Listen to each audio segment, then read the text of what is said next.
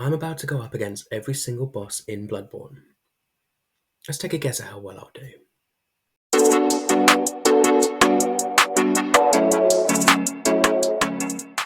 Hey guys, this is Akil and welcome back to the Acolyte channel. Today we're going to look at every single boss in Bloodborne before I do my Let's Play of it, because I want to take a guess at how I think I'm going to do against each boss. This playthrough is going to be 100% completion for every boss, including the DLC. There are some bosses that I know are going to be a breeze. There's some bosses that I'm a bit scared of doing, um, but it's going to be fun. We're going to rank them, and hopefully I'll see how well I know my own skill. And once we've done the Let's Play, I'll look back at this video and I'll do another video just reviewing how it actually went.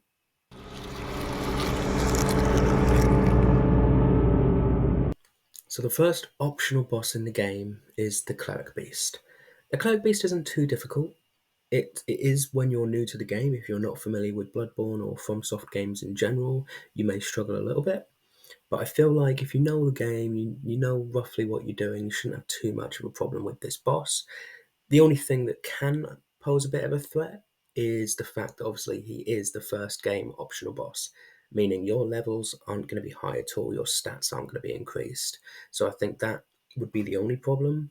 Um, I don't think I'm going to do too badly against this boss. I may get hit a few times, so I'm going to put this boss under easy. And I really hope I'm not proven wrong.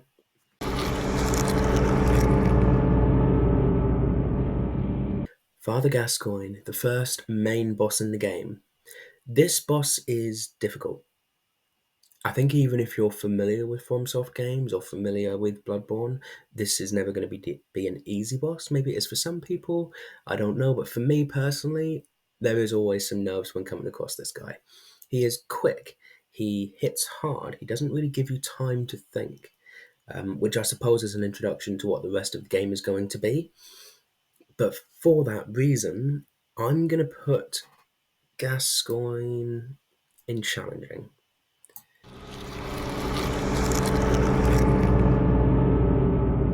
The Bloodstarved Beast, a lot of people say is difficult. Online it says that this boss is the reason why a lot of people stop playing the game. I struggle to believe that. I think even before I knew a good way to fight him, I never thought he was as hard or harder than Gascoigne. Not easy, but not hard. And now I know tricks on how to beat him very easily. It doesn't always work. The last 3 times I've done it, it has worked. So if the trick does work, which I'm hoping it will, he's going to be too easy. If it doesn't work, I'd say he comes under challenging, but I'm going under the assumption it is going to work, so he's going to go in too easy.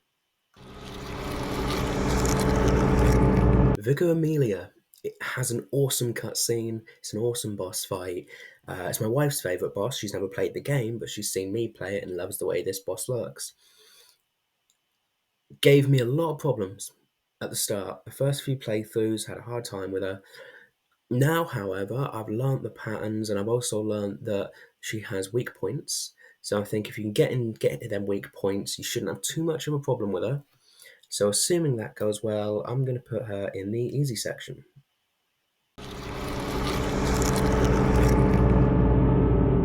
The Witches of Hemwick. Can this really be called a boss? I don't know, there's 2 of them.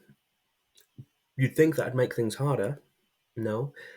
This is the worst boss fight in the game. It's the easiest boss fight in the game, but it's the worst boss fight in the game. You walk in, there's 2 shadows that may hit you, but they're pretty weak, and they're blind, they don't come after you. If you get hit by them, you should probably stop playing Bloodborne altogether. God, I hope after saying that I don't get hit by them. But yeah, they are incredibly easy. This is definitely going into the too easy section, and that is only because I haven't got one lower than that.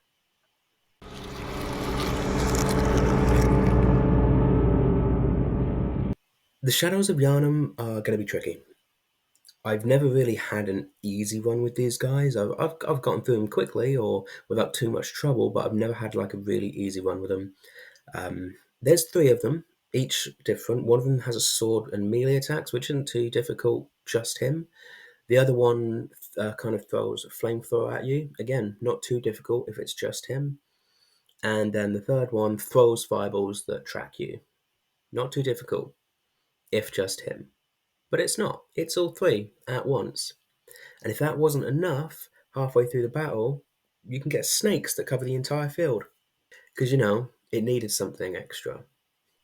This boss can be okay if you concentrate on one while keeping an eye on the others, but I'm not confident it's going to go 100% smoothly, so I'm going to put these guys in the challenging section.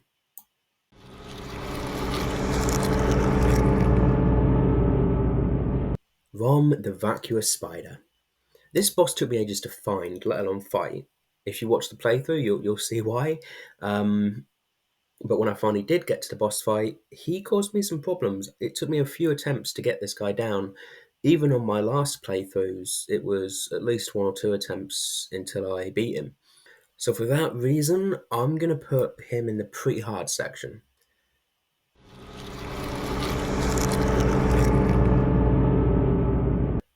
Dark Beast Parel. Parel? The Dark Beast. This boss is a fun one, and his difficulty really does depend on where you play him.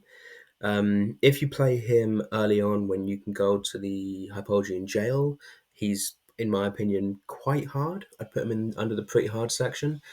However, if you fight him a little bit later after beating Robin the Spider, he ain't as bad. So that's probably what I'll end up doing. And with that being said, I'm going to put him in the challenging section.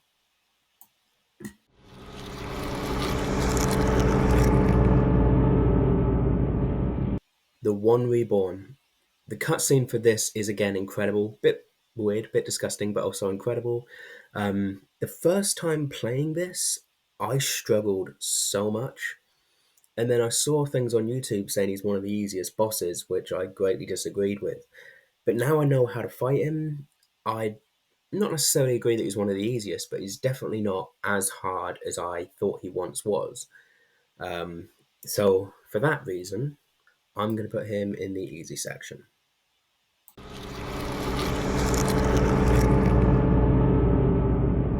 Mikulash, the host of Nightmare. This is a weird boss. He has some of my favourite lines. One of his lines, me and my wife will say to each other often. And again, you'll hear it in the playthrough, but it's a weird boss. It's a gimmick fight. And I do have a way of choosing this fight.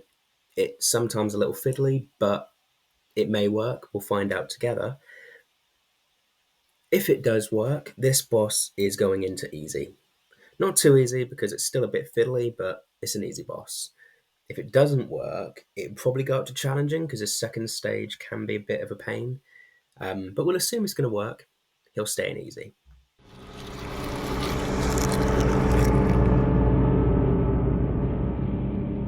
Margot's Wet Nurse. This boss fight, much like some of the others in my first playthrough, caused me a lot of grief. Now, however, it's easy. Its patterns are the same. It has one bit that's a little bit fiddly, but its patterns are fairly easy to do. And being that this is a late game boss, one of the last bosses, um, in fact, it has the option of being the last boss depending on what you do, but it's just way too easy. Disappointingly so. So you're going to chill in easy. And again, if I fail with this boss, we'll pretend that this video never happened.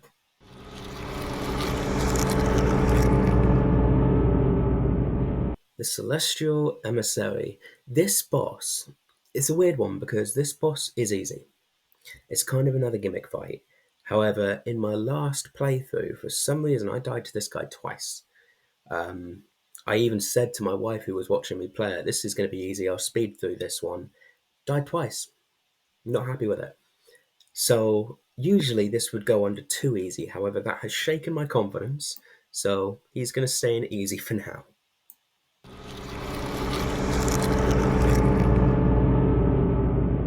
Directly after the last boss, we can go straight to Embrietus, Daughter of the Cosmos. This boss is not fun. I hate this boss. This boss is a nightmare. I died way too many times to this boss, and the only reason I beat him on my first playthrough, or her even, the only reason I beat her on my first playthrough is because I summoned someone in and they beat them for me. Even now, when I've been playing this game for quite some time, I still struggle a lot with this boss. So he's going to go into the I want to cry section because she's a nightmare. Not looking forward to it. Just nope.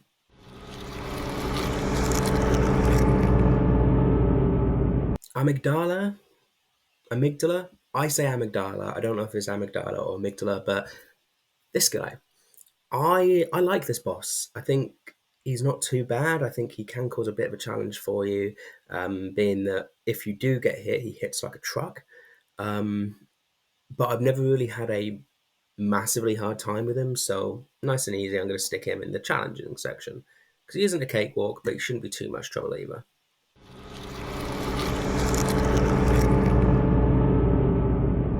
Martia Legarius is a boss that I haven't fought as many times because it's in an area that's completely optional. It's in Canehurst. I haven't gone to that area in every playthrough I've done, so it's probably a boss that I haven't fought as much as the others. I still don't think it's massively hard the times I have fought her even. So for that, I'm gonna stick her in the challenging section.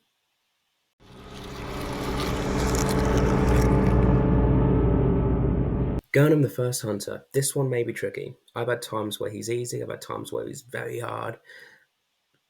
He is quick. He hits hard. And for me personally, all it takes is for me to start panicking and I'm done. So for that, I'm going to put him in pretty hard.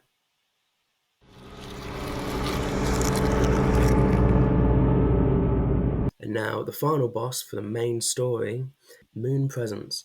Not gonna lie, this boss incredibly disappointing. He's the final boss. He's meant to be incredible. He is a secret boss, and he's easy. I'm not going to say he's too easy, but he definitely comes under the easy bracket. And that's all I'm going to say on that one. You can see the rest in the video. But that's enough of the main game bosses. Let's have a look at the DLC ones. The DLC has possibly some of the best bosses in the game, some of the best areas in the game. The DLC is great, basically. With that, though, they also bring some of the most hair pulling controller throwing moments throughout the whole series.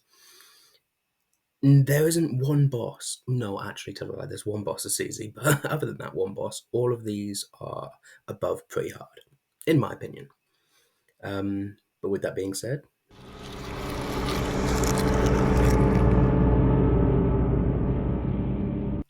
Ludwig the Holy Blade. Holy is pretty much the only way I can use to describe this boss. This boss, I lost count on how many times I tried to fight it with and without NPCs or actual people helping. And the moment when I finally did beat him was a breath of fresh air. It was brilliant. The boss is great. I love the boss fight. Incredibly hard though on my first few playthroughs. Now I'm only going to go as far as say a little bit better. I don't think I'm going to walk in there, defeat Ludwig. No sweat. I think he is going to be pretty hard. And speaking of pretty hard, that is exactly where we're going to place him. Right there.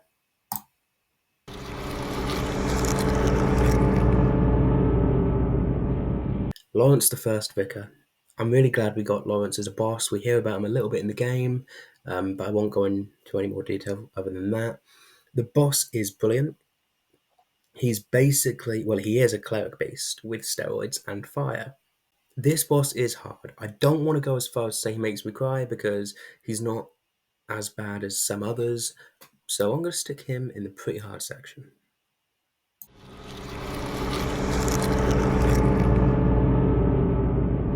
The Living Failures. I didn't know I was a boss in this game. This boss, I get it. I get where they're coming from in a story point of view. So I'm not going to say the boss is bad. It's just really easy. There's a really easy way to cheese it. They've got one attack that could be a bit devastating, other than the fact it comes from one direction and there's a massive tree you could hide behind in the center so you don't get hit. They do hit like a truck. Like, if you get hit by these guys a couple times, you're out. But it's more than likely that's not going to happen. So these guys are going to rest very easily in the easy section.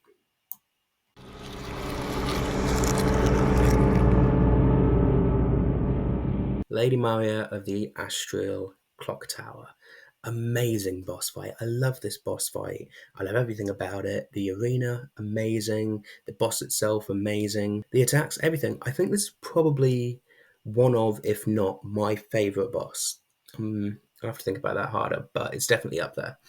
As for a challenge, though, it's not overly hard. I've done this boss in seconds before. Well, seconds is a stretch, maybe 30 seconds, I guess. I've done this boss fairly easily. Then again, there's been times that she has thrown me all over the place. So I'm going to guess that it's going to be challenging. I think I'm going to do all right, but it's probably going to be a challenge.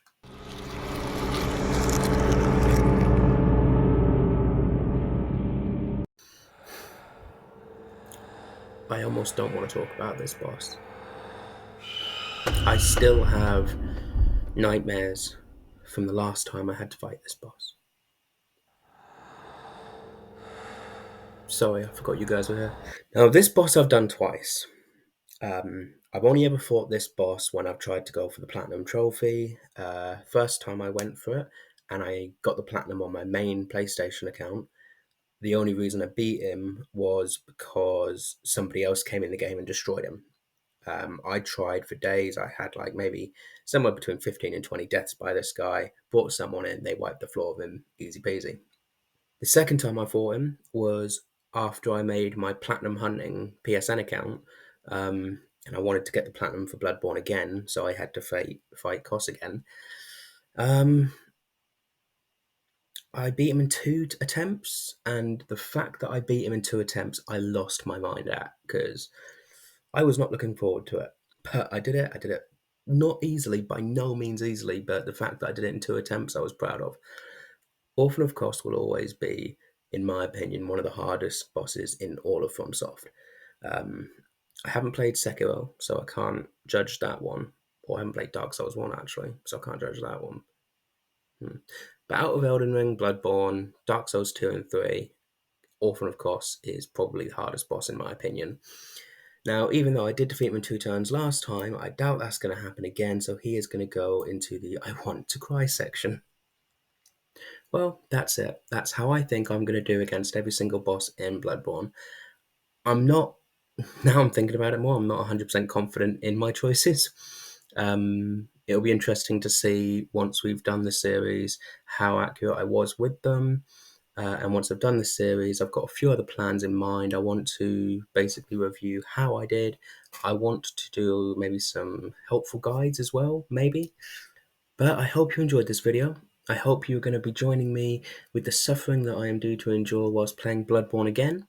Don't forget to leave a like and comment how you think I'm going to do against these bosses. And if you want to stay up to date and see when I upload a video, don't forget to subscribe and hit that bell icon for notifications. But with all that said, I'll see you in the next one.